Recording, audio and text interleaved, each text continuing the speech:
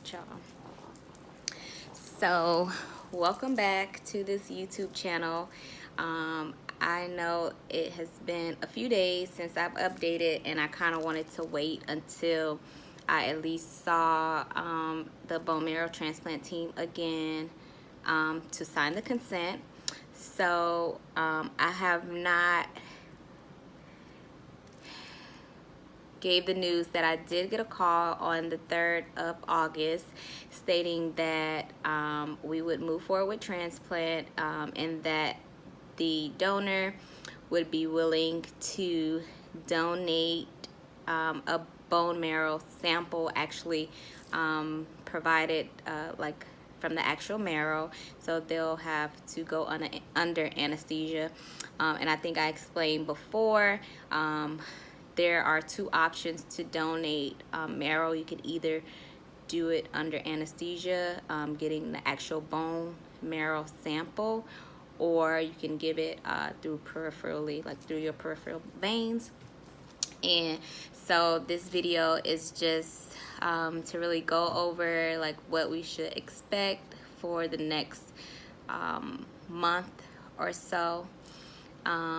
So these past few weeks, I've been having appointments to make sure that I have normal functioning organs. Like they check your heart, they do an EKG, they do an echo, they do a pulmonary function test where they check your lungs. What else? I had a PET scan done, a chest x-ray. I had to be cleared by the dentist. And so all of those things have come back, except we're waiting for the PET scan, which I just had yesterday. But basically, my friends thought it would be a good idea to explain exactly what a bone marrow transplant is, because some people may not be that familiar with what it is. So basically, my marrow is diseased with leukemia cells, or it was, because I'm in remission. So basically in your marrow you have blood particles such as platelets, you have white blood cells which help with your immune system, you have red blood cells, which is your hemoglobin, and so I was saying red blood cells, all of those things make up your bone marrow. And so I'm going to read off the paper because I did write some things down just so that I can make sure that I'm hitting the points that I wanted to hit regarding the transplant process. So basically, like I said, the bone marrow transplant is to replace the bone marrow that has been, in my case, diseased with new cells. And these cells travel to your marrow where they provide and promote new marrow growth. And so these cells, in my case, are coming from a donor. There are instances where you can actually harvest your own cells and use them, but they usually do that before you have any type of chemo. And since I've already had chemo and radiation from my previous diagnosis, I was not a candidate for that type of transplant. So my transplant is coming from a donor, and your donor has to be a match genetically. So I'm assuming African American to African American, and whatever other race in comparison to another race, Caucasian to Caucasian. It can be male or female. And so they test HLA, which is like, I guess, your white blood cells, to make sure that that is what is matching. So said that.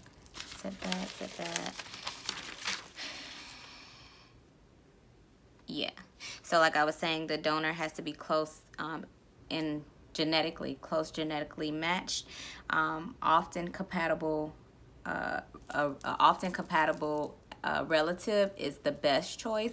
But in my case, I don't have siblings that we share the same mom and dad, and so my half siblings were actually not a match for me at all, and my parents were only half a match, and the donor was an 8 out of 10 match. So we went with the donor because they had a higher compatibility than using my parent. So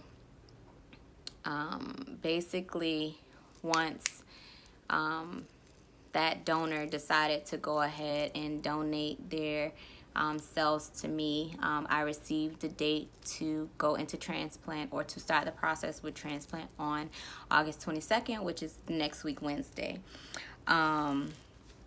When you have a donor that is not a 100% match, which would be 10 out of 10 match, you have a higher chance of developing something called graft versus host disease. And basically that is your body trying to attack the cells of the donor. And so because my donor is not related to me and not 100% match, I'll also be entering into a study which will test a drug that is already FDA approved, but for chemo and not for post-transplant. So they're doing a study, the University of Miami is doing a study to see if this drug post-transplant will decrease graft versus host disease. My doctor thought that it would be a good idea for me to enter into the study because of the fact that I'm already at risk for graft versus host disease, because my donor is only an 80% match. So like I said, I went through a lot of tests prior to transplant, and I'm assuming that the donor does the same thing. You will get a healthy donor. The person has to be healthy, and that's that.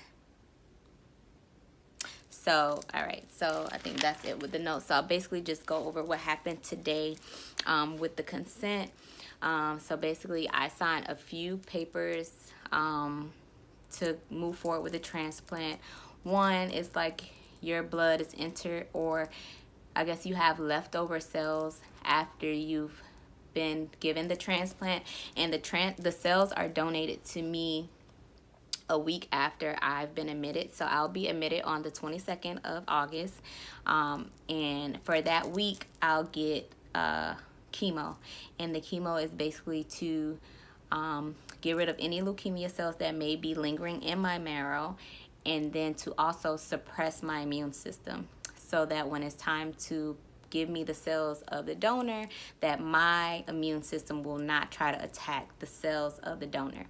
And so I think, or I assume, that when I'm getting the chemotherapy for that week, the donor is also going through whatever they need to do. I believe that they get Neupogen shots, and Neupogen is a medication that helps increase your white blood count, and I guess that the cells are alive at that time, or like floating around, I guess, giving a better chance of collecting them.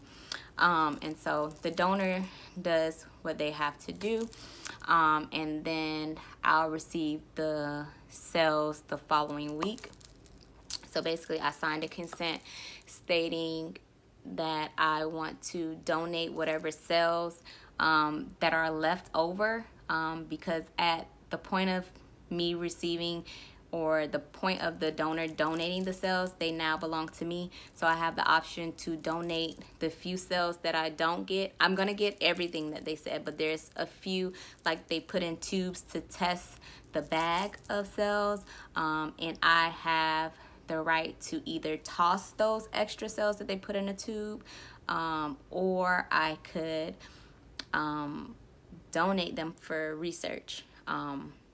They do like some kind of data, I think she said, and I have all of the consent, the copies of the consents. I think she said that they analyze data based on your age, your economics, socioeconomic status, on who gets transplants or something like that. But it was for research, so I was down for it.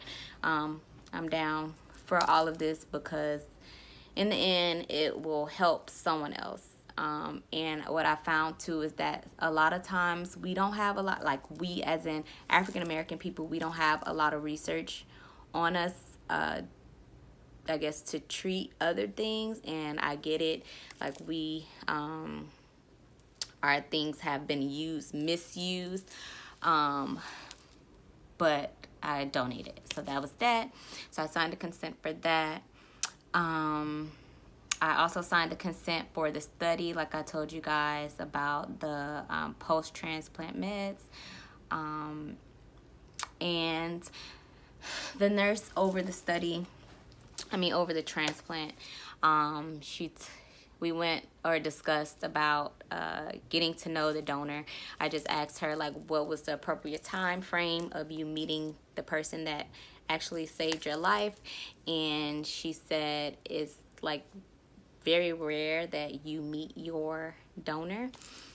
She was like, sometimes the donor does not want to meet the recipient, but they do coordinate to where you can I guess send a thank you note to your donor. So I'm gonna do that, and I think she said it's after the year's time frame. She said because if for any reason they have to reach back out to the donor to get more cells, they don't want you to develop any personal relationship with the donor, which was kind of funny. They don't want you to create a personal relationship with this donor in the event that something happens and you have the number to your donor. You call them up and be like, hey, so yeah, I need some more cells. Can you? Why or why haven't you donated? So it just like a conflict of interest.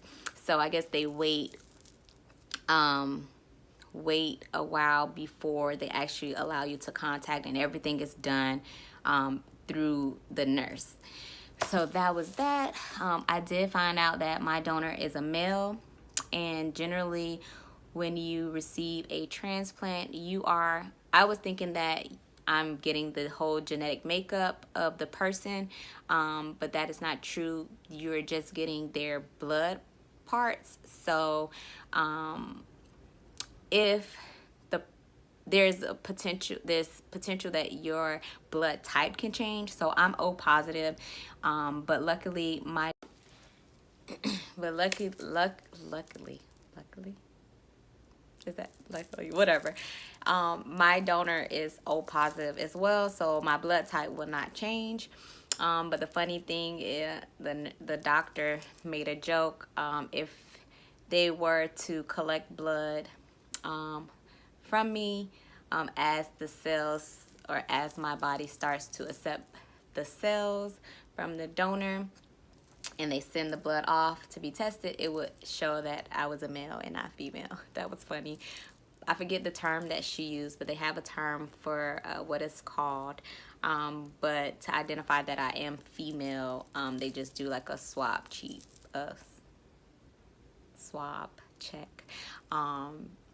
And I still have my ovaries and stuff like that.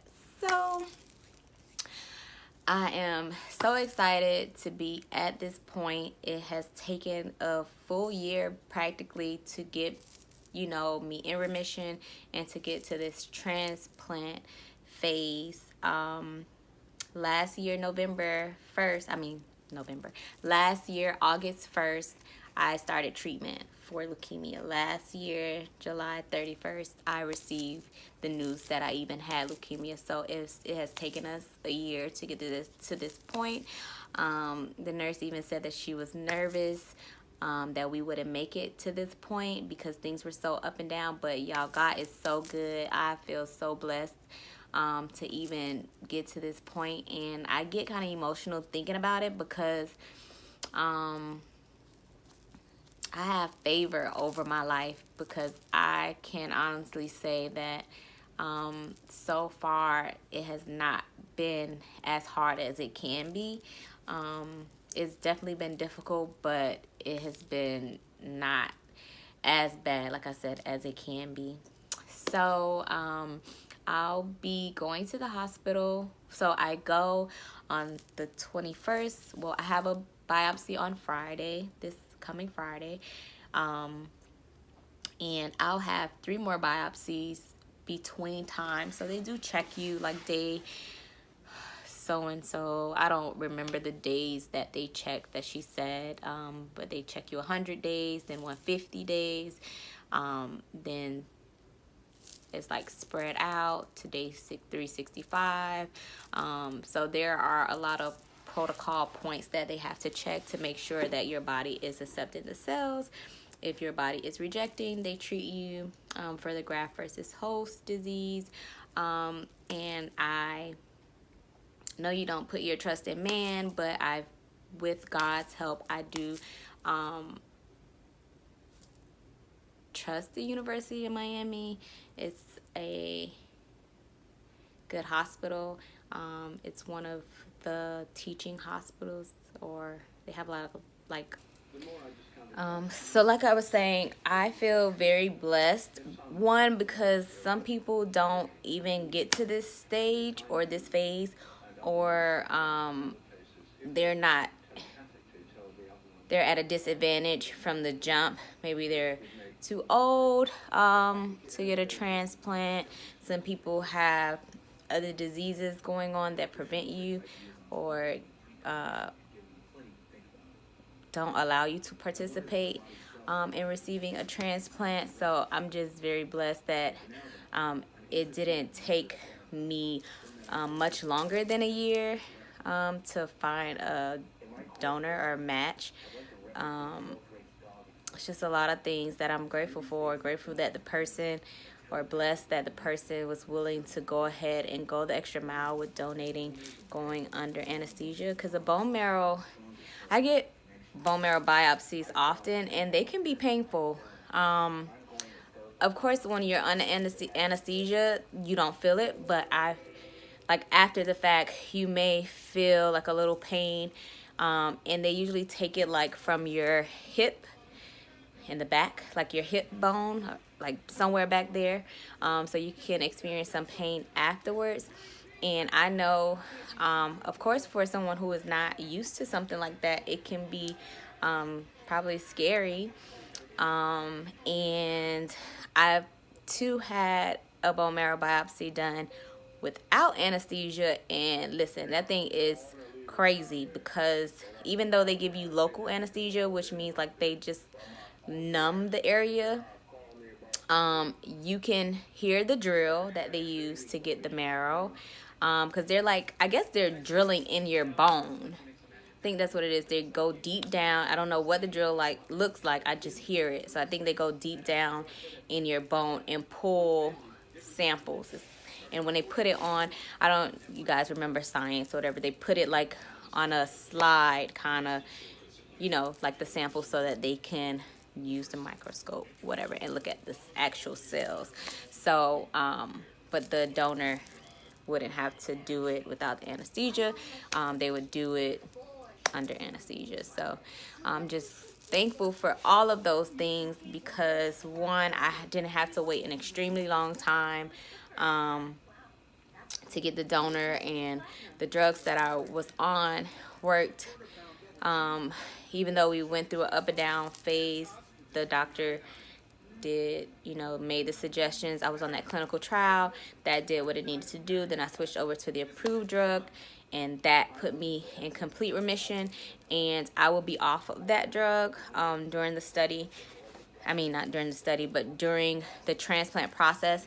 I'll keep taking my breast cancer or breast hormonal therapy, the hormonal therapy for breast cancer maintenance.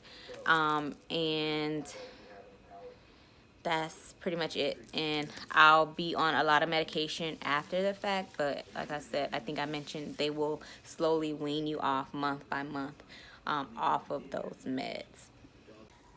One thing I forgot to mention about the donor, I know some people may be curious about the donor. I didn't ask a lot of questions about the donor, especially after she had already gone through saying that you really don't get to know much information. Or she said that when you send the letters, you can't say like, hey, I am in the state that currently has a hurricane. You can't have any or give any clues.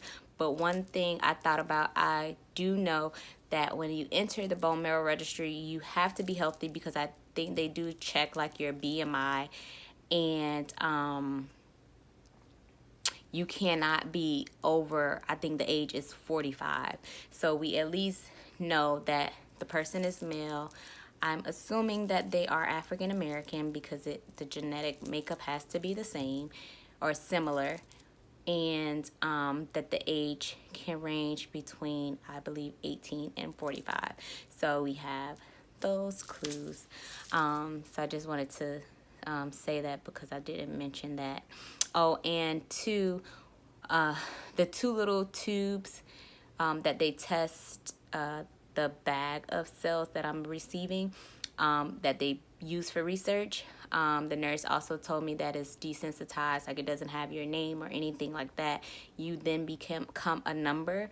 I guess they associate everything within the registry as a number, so that way, I guess, like if the person really doesn't want to be found, you can't just say, hey, or I wouldn't be able to call up and say, hey, my name is Tiffany, and I'm looking to get information on my donor. So I guess it's desensitized. So I just wanted to add those few things. Hope I didn't miss anything. And that is it. So I will talk to you guys later. Don't forget to, I forgot to say, don't forget to like and subscribe to the channel for more updates. Please share with your family and your friends, or anyone that you know who can benefit or need a little inspiration for what they're going through as well. Love you guys. Bye.